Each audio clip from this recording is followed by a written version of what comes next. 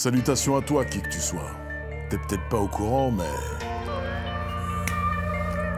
j'en ai une bonne à te raconter. Approche.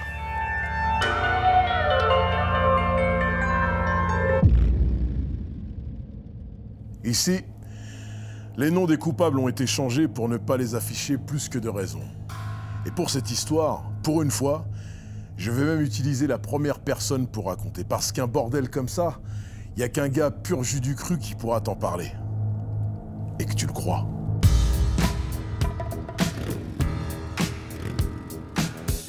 En ce qui me concerne, je viens d'un endroit bien particulier, les Puces de Saint-Ouen.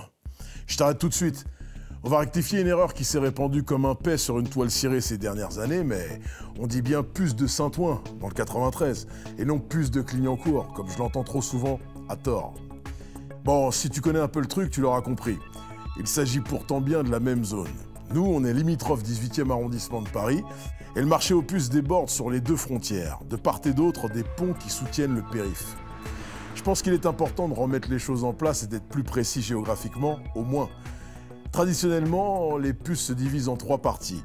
Trois ambiances bien distinctes qui ne se mélangent pas. Sous les ponts, tu as les bifins, même si aujourd'hui ça ressemble davantage à un trou noir, un marché aux voleurs, barbare, un truc sauvage. Il n'y a plus de chiffonnier à l'ancienne, c'est devenu n'importe quoi. Ensuite, tu as les camelots sur des stands où tu trouves de tout à la base, mais ça s'est transformé petit à petit en temple de la contrefaçon bas de gamme pour... je sais pas qui en fait. Je sais pas qui achète des trucs pareils. Ça pue le falche à 100 mètres et les produits ne tiennent pas.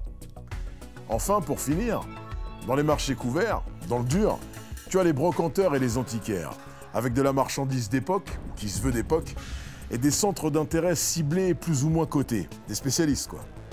Et tout ce petit monde monopolise l'attention 3 jours par semaine. Le samedi, le dimanche et le lundi. Tout ça au milieu des cités, HLM pour Saint-Ouen et HBM pour le 18. Sachant que nous, on vit là le reste de la semaine, toutes les semaines, toutes les années. Et pour moi, jusque-là même, toute ma vie. Dans ce sacré décor, le reste du temps, c'est une sorte de mélange contre nature entre Berlin-Est et Dakar, coupé en deux par le long serpent aux écailles de tôle qu'est le périphérique nord. C'est dans ce contexte que Foued, 16 piges, belle basket neuve, jogging trévois flambant, petit parfum et Walkman Aiwa dans la poche, revient un jour à la cité alors qu'il y a encore peu de temps, il fouettait les épices de la bouffe de la veille et portait la même veste depuis 3 ans, la même que son grand frère portait déjà. C'est donc avec lui que tout a commencé. Mais si je te parle de mecs de cité, ôte l'image actuelle qu'ils peuvent avoir dans ton esprit, c'est nécessaire, parce que sinon tu vas pas comprendre. Dans l'époque qui nous concerne ici, fin 80, pas de lissage brésilien, pas de bandoulière de filles, pas de futal fuseau avec les roubignoles sous vide et les ourlets à la pêche au moule. Non, rien de tout ça. Des cuirs, des jeans à la bonne taille, des survêtements pas dépareillés, des baskets michto, une mode cohérente et une mentalité générale à l'aune de ces temps déjà bien différents. Mais ça, c'est encore autre chose. Le truc, c'est que chez moi, tout tombe vite dans le glauque. Et force est de constater que là, on s'y enfonce bien. Plus les mois passaient, plus je constatais qu'il n'y avait pas que Foued qui s'était refait une garde-robe pimpante avec de nouveaux accessoires sympas. C'était le cas de plus en plus de gars un peu plus âgés que moi, que je voyais et connaissais sans jamais en être trop proche. Quand on les questionnait sur leurs plans, ils restaient évasifs, jouaient les mystérieux, faisaient comme s'ils n'avaient rien entendu. Tu vois ce que je veux dire? Ça louvoyait. Mais s'il y a un truc qu'on n'arrête pas, c'est les rumeurs. Et chez nous, ça court vite, ce genre de bestiole. Donc v'là-t-il pas que de fil en aiguille, un nom commençait à revenir sur toutes les lèvres. Et de plus en plus souvent lorsqu'il était question du changement subit de pouvoir d'achat de la bande à Foued. Jean Fabien. Jean Fabien par-ci, Jean Fabien par-là, parfois sous forme de vanne, voire abordé de manière péjorative, parfois de manière plus sérieuse, comme un secret qu'on garde précieusement. Personnellement, j'avais jamais entendu parler de ce Jean Fabien avant. Mais vu la réaction des uns et des autres à la simple évocation de ce blaze, dans ma tête de genou curieux et intéressé par tout, ça a fait tilt et j'ai voulu en savoir plus. Un pote de ma génération, Adil, le petit cousin de Foued, a fini par me rencarder sur le lien entre le changement de la taille de la bourse de son aîné et ses amis et El Famoso Jean Fabien, qui s'est révélé être un antiquaire d'un des coins les plus cotards de tous les puces, là où ça se passe vraiment. Leur argent venait donc bien de là.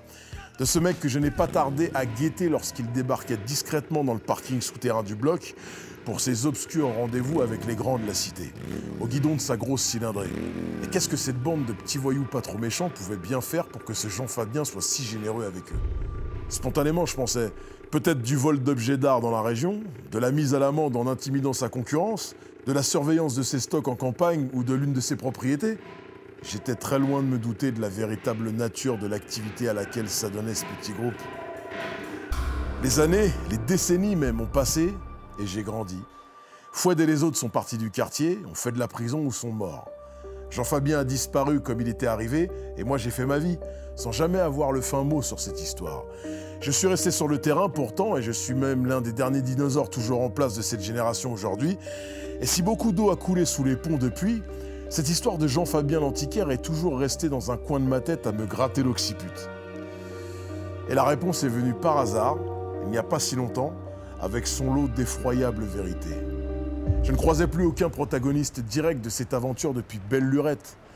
Quand je suis tombé sur Reda, un de la bande à Foued qui travaillait pour Jean Fabien à l'époque et qui a bénéficié de ses grâces pour service rendu. Du moins, c'est ce que je croyais. Autant vous le dire direct, Reda était mal en point. En chaise roulante, il ne lui restait plus qu'un seul pied. Il portait de grosses lunettes médicales noires cachant hermétiquement son regard. Un peu gêné et en même temps heureux de se revoir entre vieilles connaissances sur le lieu de notre enfance et adolescence, avec tous nos souvenirs communs et tout, nous avons un peu discuté avant qu'il ne m'explique la raison de sa présence ici. L'enterrement de Foued. Rien de moins que ça. Je suis resté là, un peu choqué à l'écouter, lorsqu'il m'a expliqué que parmi les potes de son âge que j'avais connus, beaucoup sont partis au bled et sont décédés également ou très malades. Et pareil pour ceux qui sont ici. J'ai bien senti qu'entre les lignes, il essayait maladroitement de me faire comprendre quelque chose. Quelque chose de grave, dont il avait honte, quelque chose qui le rendait en colère et que je connaissais. Reda a littéralement craqué nerveusement quand je lui ai demandé de quoi était mort Foued. C'est ainsi qu'en pleurs et les nerfs à vif, il m'a dit « Tu te rappelles de Jean Fabien ? On n'aurait pas dû, tu sais, on n'aurait pas dû. Ce gros fils de timbre, c'est à cause de lui tout ça, tout ce qui nous arrive aujourd'hui. » Alors que je retournais mon cerveau tout en parlant avec lui depuis 15 minutes pour trouver une façon d'aborder le sujet, boum! Il met les pieds dans le plat, de façon fracassante. Ça m'a un peu coupé l'herbe sous les semelles, mais j'en ai profité pour foncer dans le tas. Reda, c'est quoi cette histoire avec Jean Fabien en fait? J'ai jamais compris le fin mot. Je pense qu'il avait autant envie d'en parler à quelqu'un comme moi que moi de l'entendre de quelqu'un comme lui. Du coup, on a été boire un verre pas loin, et si j'avais pas d'équilibre, crois-moi, je serais tombé de ma chaise, puis roulé sur le sol. Le poison ici n'est pas que biologique, il est d'abord mental. Je ne jette pas la pierre à ceux qui ne se satisfont pas de ce qu'ils ont, surtout par chez nous, où ça a souvent été dur pour certains, mais ce poison du tout de suite, cette mentalité Scarface à la petite semaine replacée dans son contexte, qui n'a rien à faire briller d'autre que sa propre illusion, a amené cette poignée de gamins à faire n'importe quoi pour de l'argent, à accepter des choses que la mauvaise foi et l'auto-persuasion n'apaiseront jamais. C'était leur choix et ça leur a coûté la vie, tout ou partie. J'ai donc appris de la bouche de Reda que Jean Fabien leur donnait de rondelettes sommes d'argent en échange de services sexuels. Rien que ça. L'antiquaire aux tendances pédophiles aimait les jeunes bad boys à la peau satinée et était prêt à leur donner ce qu'il ne pourrait jamais avoir aussi vite autrement pour assouvir ses envies. Il ne les violait pas, non, mais casqué et ganté, il descendait de sa moto et ouvrait à peine la visière de son casque intégral pour pratiquer des fellations à chacun d'entre eux, en les abreuvant de journaux cochons et d'images qui les aideraient à tenir la barre, si j'ose dire, sans se rappeler la réalité peu glamour de la situation. Reda m'a appris que Foued et les autres n'ont jamais vu le visage de Jean Fabien, et ça leur allait très bien comme ça, sauf que ce camouflage grossier, l'antiquaire ne le revêtait pas pour faire plaisir à ces mignons de cité guidés par l'appât du gain. Ceux qui allaient le plus fréquemment à ces drôles de réunions de parking ont petit à petit vu leur corps changer. Changer gravement, devenir malade, gravement malade. Facilement confirmé par la science qui aurait pu les sauver s'ils n'étaient pas tous autant dans le déni, pétris de culpabilité et de ressentiment envers le passé, le lien entre eux était simple à réaliser. C'était Jean Fabien. Amateur de petits garçons et adolescents, touriste sexuel aguerri qui s'est fourvoyé dans les pires gourbies du tiers-monde où la misère s'achète avec des crottes de nez, Jean Fabien leur a transmis la lèpre.